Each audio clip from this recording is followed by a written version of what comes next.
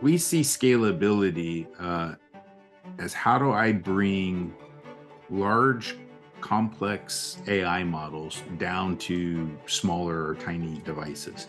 The trick with that is if everybody has a different execution or compute engine, like a neural processor or a CPU GPU complex or something, it is significant work for the embedded engineer team to take a given AI model and figure out how to put that on, just use round numbers, a $5 silicon product, a $10 silicon product, a $15 silicon product. Today, that's very divergent. There's not kind of a single scenario that works.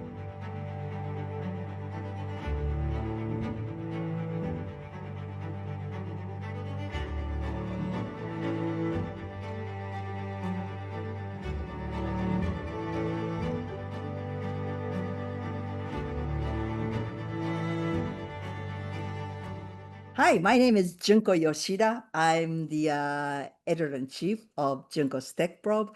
Today, we are going to do the part 3 of Edge AI series. I've been working with Synaptics.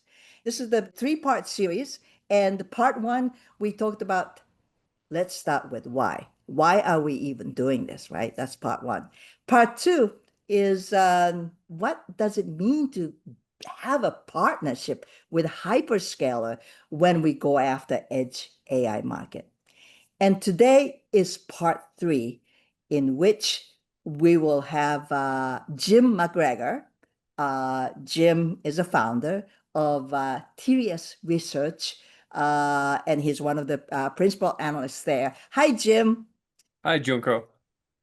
And of course, we are going to have John Weil back. John Weil is the Vice President, General Manager for IoT and Edge AI processor business at Synaptics. Hi, Thanks, John. thanks, Junko, for having me back.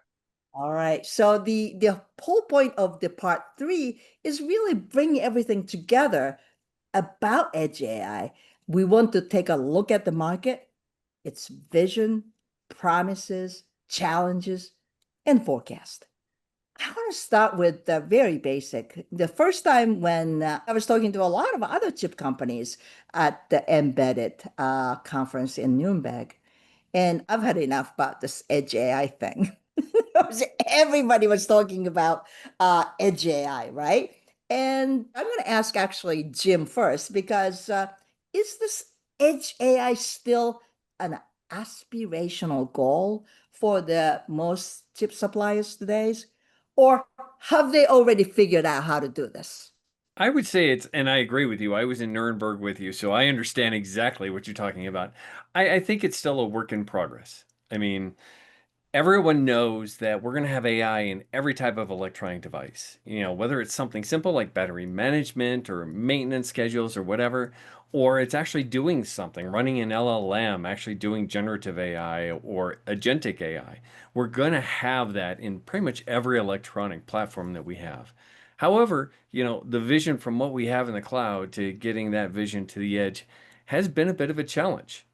For the most part, most companies have looked at it as kind of a bolt-on solution. Just add an NPU, like a new chip or a new IP block or something like that. But it takes a lot more than that. It takes an entire platform. It takes not only the silicon, but the software, the tools, the models, everything else. And eventually, the pot of gold is when we can actually train on the edge. And we're not anywhere close to that. But it is a work in progress. Everyone's trying to figure out how are we going to take the models and the information, the data that we have, and how are we going to run it on this plethora of electronic devices to make them not only more connected, but more intelligent.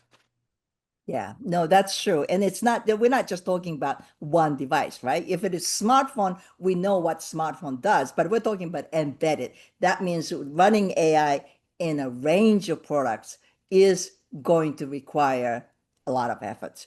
So I'm gonna turn to John. John, you have educated me over the last two episodes about Edge AI, but tell me, where does the industry stand today with Edge AI? Obviously, you have the vested interest in leading this market. But if you look at as an observer of the industry, where do you think industry is with edge AI today? We're still very early days, very, very early days. There are pockets of what you would classify as edge AI that have been shipping in the market for a few years. There's proprietary implementations, both in hardware, software, and applications that people watching this video are not going to even know it's happening. There's products that have shipped for years now that have implemented edge AI applications in various video streams and audio streams in consumer products. But as we look at customers going forward, everybody has some kind of roadmap that they are trying to figure out how to bring an edge AI concept into the value stream of their new products. So I don't care if you're I like to joke about the espresso machine or the coffee maker or toaster oven, or all the way to automobiles, right? All of these products have embedded compute in them, and all of these customers have a multi-year journey of trying to figure out how they can add a midstream value prop and bring edge AI into that product. The simplest ones are, how can I bring contextual awareness in, say, video to a product? Like, can be able to identify a person walking up to a machine and, with an embedded processor in it. And then the more sophisticated ones are, bridging to the cloud and bringing large language models to the physical edge. Like, how do I take this large compute capability that we have in the cloud and bring sensory input to it by bringing very low power edge AI accelerated devices into the field, right? So imagine 1 billion widgets bringing data, both vision, audio, and maybe other sensory data, into the large language models that we have today. Yeah. So it's very early. Yeah. All right. So given that we all acknowledge this is still early days, what really struck me in the last 2 episodes, listening to John and listening to Google's Billy Rutledge, what really struck me is this emphasis, especially that Synaptics and Google are putting on so-called open hardware. I want to go to Jim. Where do you think open hardware is today in the embedded market? I think you are a little bit skeptical last time you and I talked, no? I am a little bit skeptical. I mean, first off, you have open source, and open source can mean the hardware actually having, something like RISC-V, where you can download any type of design and use it and stuff like that. And that's very early days.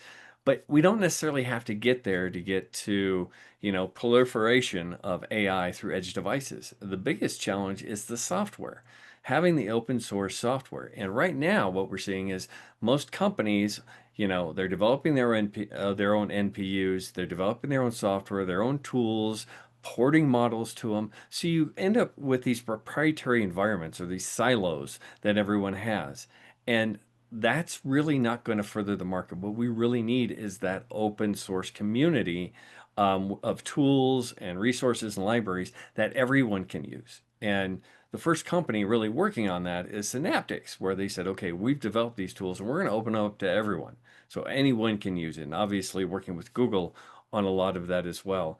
But still, the vast majority of the vendors out there are still developing those proprietary siloed solutions. So that's the biggest challenge, is we need that open source community to really adopt these solutions and work on basically work on solutions that should work across any platform, any device, any hardware architecture. All right. So it's really the difference between open source software or open source tools versus open hardware. And I think John is the one who actually said something interesting to me last time he and I talked. He said, we did backwards. In other words, had we started developing NPU with Google first, and then software toolchains were an open software toolchain was not ready, we wouldn't have gotten off the ground. Explain that to me, John. what did you do backwards and what did you mean by that?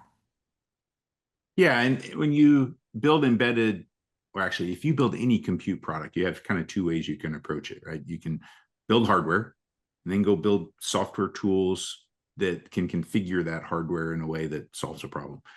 On our joint work with Google and the conversation we had with Billy prior, we kind of first said, what are the tools that would help a customer use AI models effectively? And there's a massive number of different frameworks, and not everybody's compatible with each other. And so it's really a tools challenge. How do you handle all the diversity in this AI model space today? And then what kind of hardware can you use to accelerate those models? And so we kind of worked backwards from the problem and said, if we had these types of toolkits, in this particular case, we're leveraging the research work done by Google and others on MLIR toolkit. And we take, what can that toolkit do? And then we design hardware that can fit nicely under that toolkit. What would that be? And so Google has obviously a RISC-V based open platform that we're collaborating on. And then Synaptics brings some accelerants around that when you put the two together, the MLIR toolkit can more easily configure it for the different AI models that are in the market today. Does that make sense? Yeah, it does. It does. But when we think about this open software, well, the open tool chain, as you say, that Jim, John just mentioned MLIR, right? A lot of chip companies are also doing the similar things in terms of figuring out which tools are needed for the AI development in hardware. Are they actually kind of coalescing to the certain tools today already? Not really. I mean, especially the established companies, some of the larger hardware companies, have spent so much time developing their product portfolio and everything else that they're developing their own tools for their own platforms, even their own developer environments, where you go there and you get those solutions. So it's not as open, or it's not open to other architectures, and that's one of the problems. We're seeing more of this around the startups and the smaller companies that, especially anybody around the RISC-V universe, is trying to develop around this open source concept. But when you get into the traditional, especially traditional semiconductor vendors, they're really, and the focus has been, A, let's get AI running on the device, and then B, let's develop the tools to optimize those AI models to run better on our devices. So I think vast majority of that time and resources has been spent on that optimization for their specific platform, not for the open environment. That is actually very interesting. In other words, that they might be able to solve the problem for point product, but next time the new model come in, they may have to restart the whole development. Is that right? Some of it, yes. I'm sure there's some carryover, especially when they're in control of the architecture.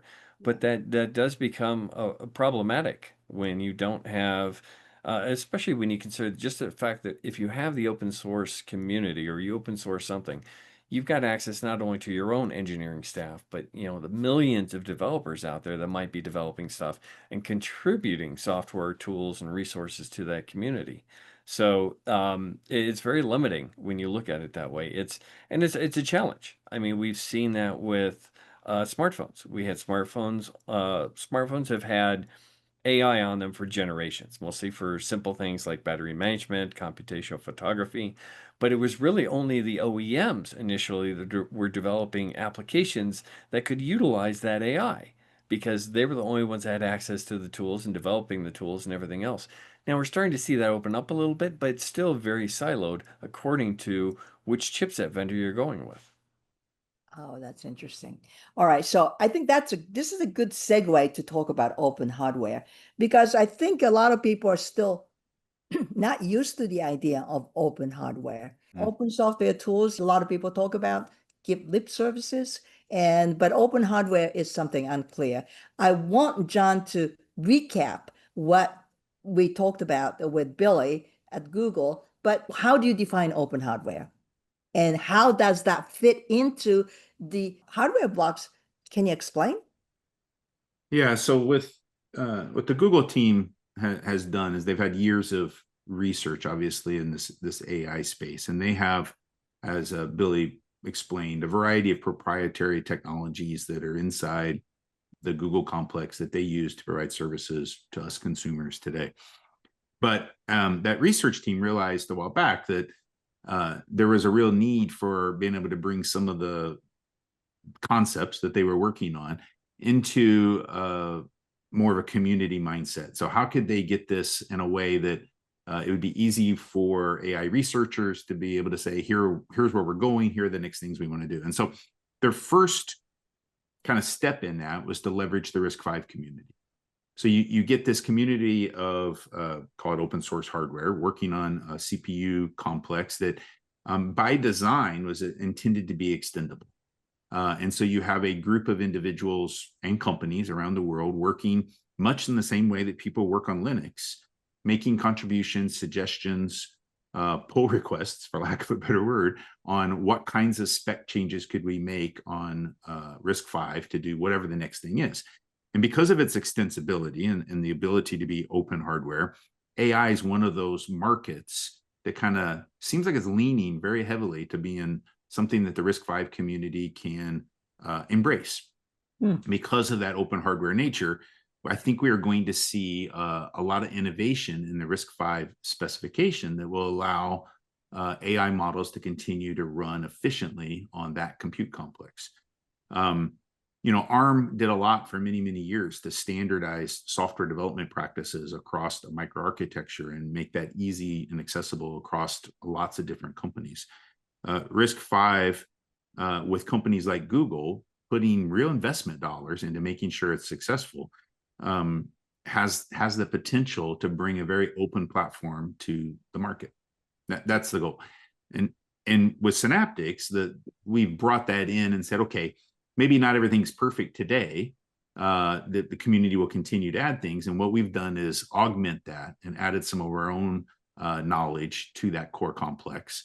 And it makes a very power efficient and interesting open hardware platform.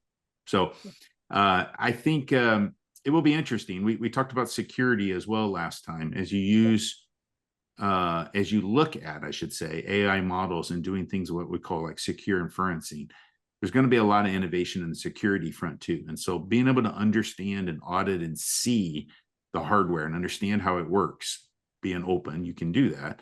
I think will also help with the security side of running contextually aware models that are very private. I mean, you might have a vision system or an audio system and you're analyzing the surroundings.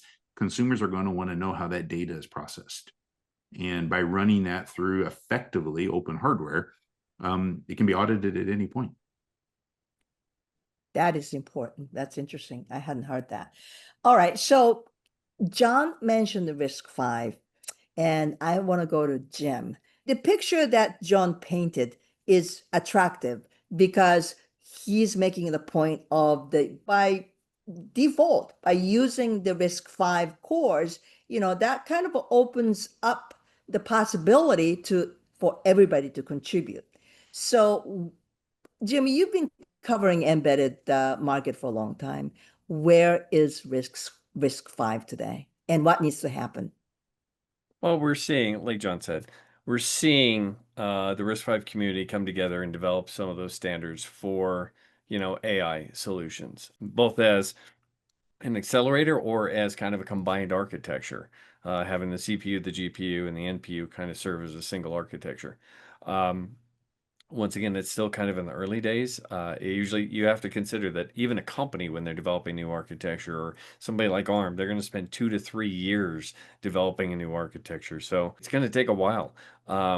We have a lot of development. We've got some early stuff that we've seen from a few companies, but I don't think we're at that point where we're going to have kind of that standardized solution probably for another 12 to 24 months.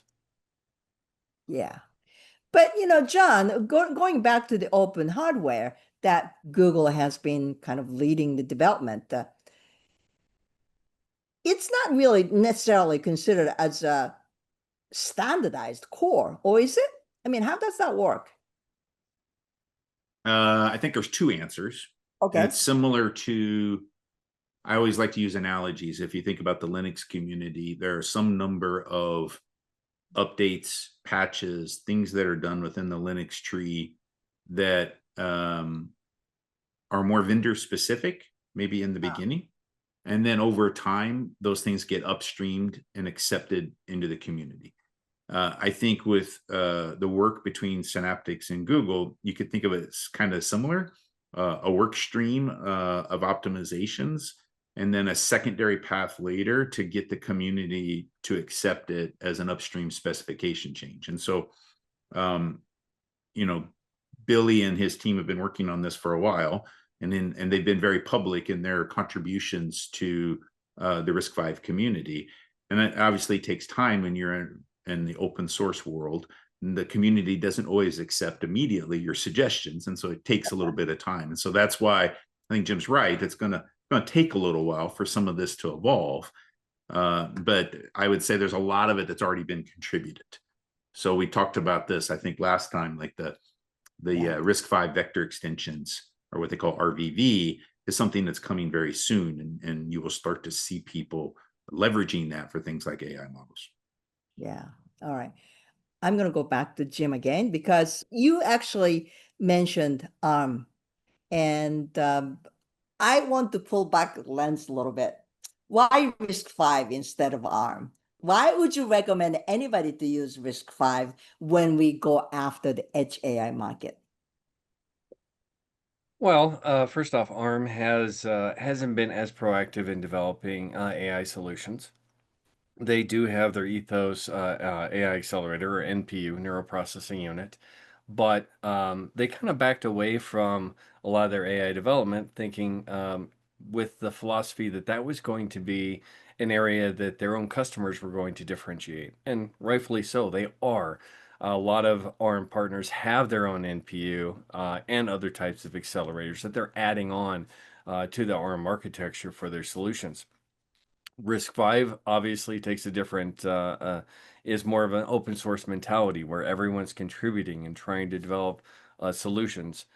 It also offers a lot more flexibility. You know, let's face it, no two AI workloads are the same. No two embedded workloads are the same. No two data center workloads are the same. So you're going to need that level of customization and stuff like that. Matter of fact, we're just starting to see companies really start to customize around the standard RISC-V CPU architecture, you know, offering custom instructions for very specific types of applications.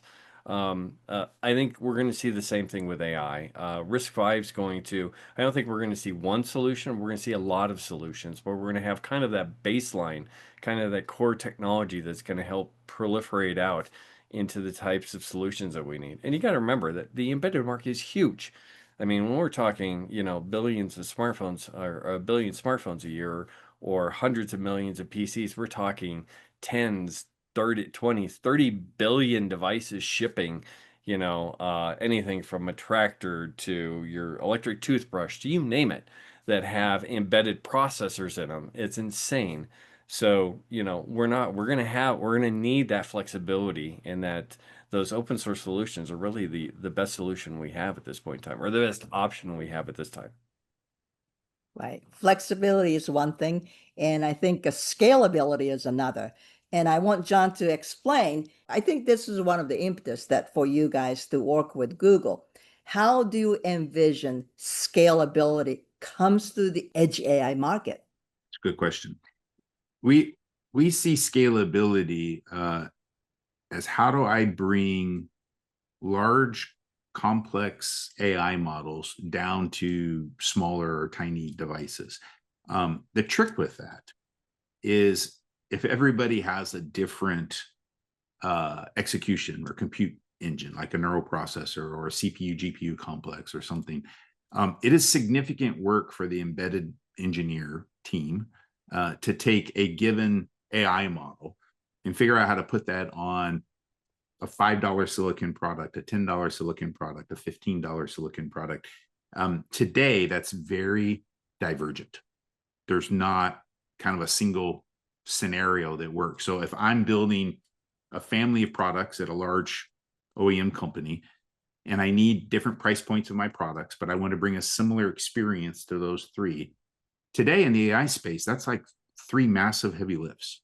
And so our dream in leveraging open source tools and hardware is to make it so that you can have the small engine, the medium-sized engine, or the big engine, but from a software tools point of view, they look identical. And yes, you will get different performances out of those engines, and you need to normalize your expectations for what you'll get. But our dream is that you'll be able to dial in that performance you want, make it more scalable, whether it's $5, $10, $15, $20 kind of products. There'll be something that gives you the same look and feel with a given AI model. Wow. Hopefully that makes sense, but I don't think with AI and the amount of investment that is required to make these things work in the embedded, that customers have time to relearn and redo this technology and get it to production on divergent hardware. To John's point, it's not just about running on a neural processing unit. It's about leveraging all the different types of compute units you may have.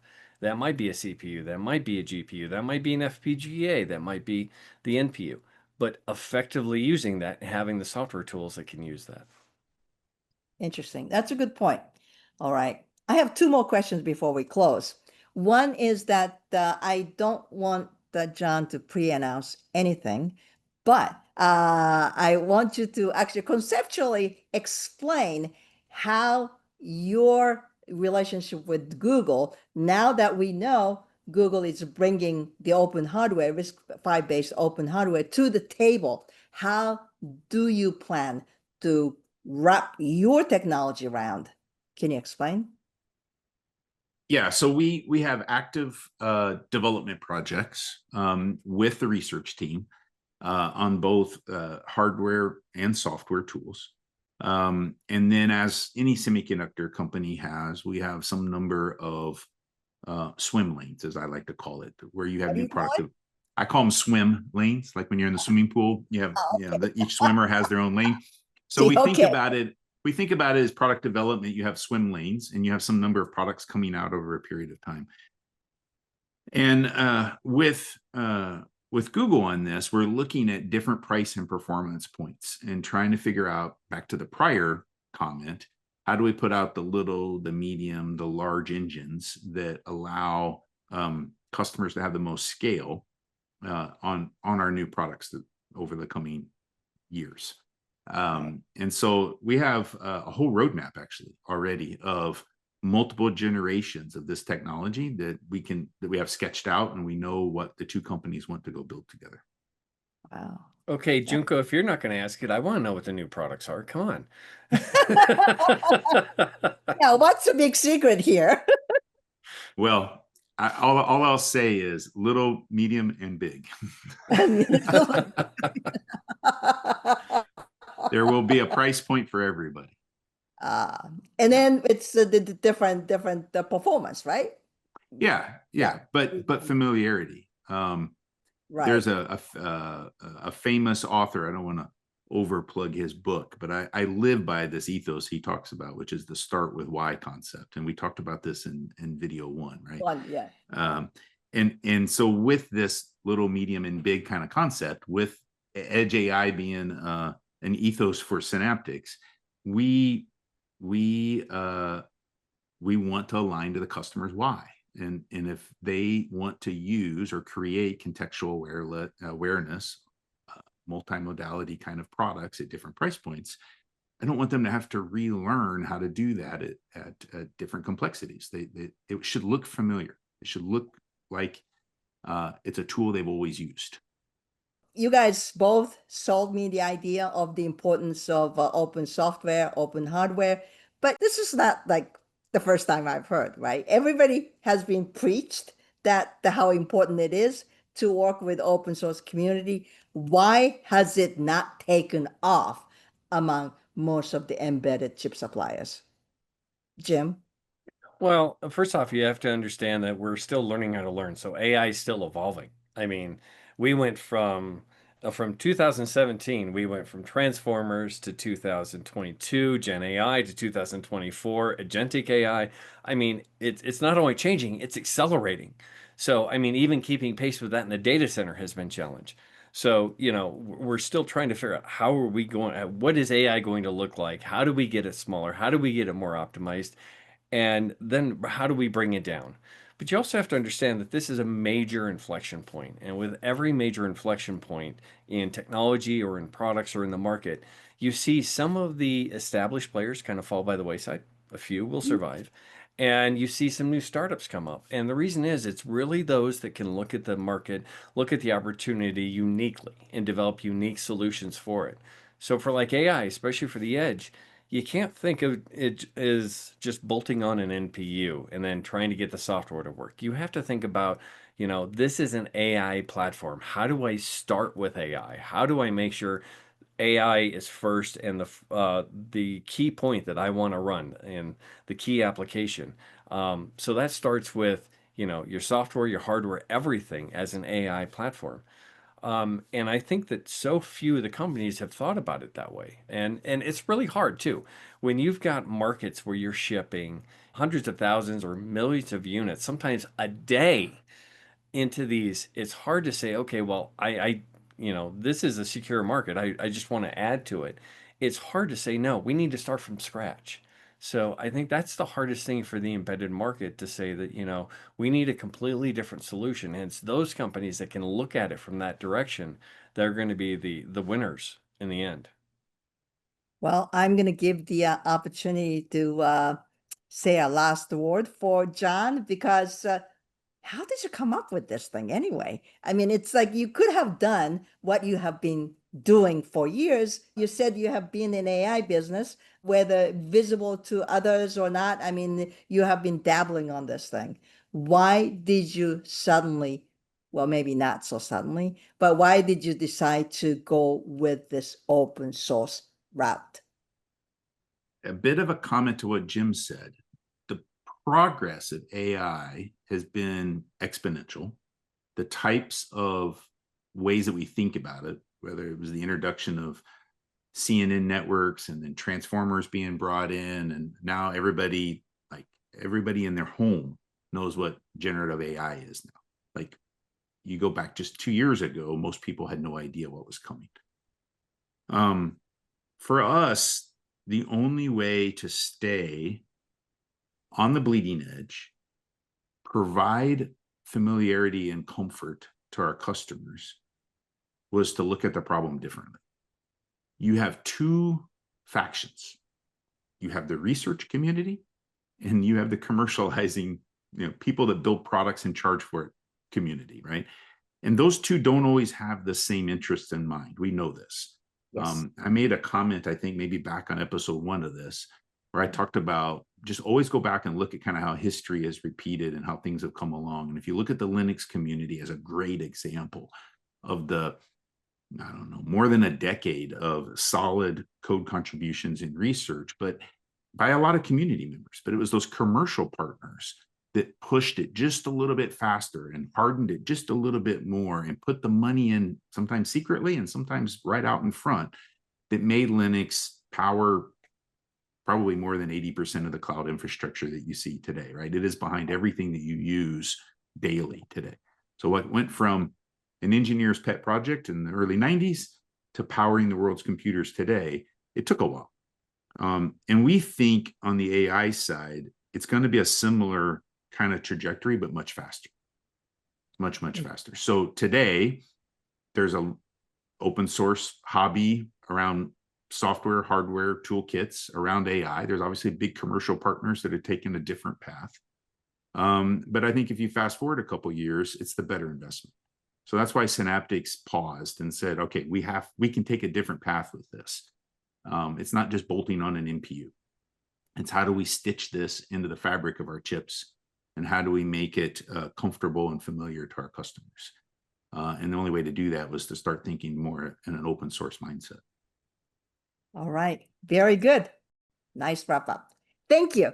So thanks for coming to the show, Jim and John. And we'll see what John is going to announce this fall. So we look forward. Yes. Okay. We'll say hi to everybody in a few months. Thank you.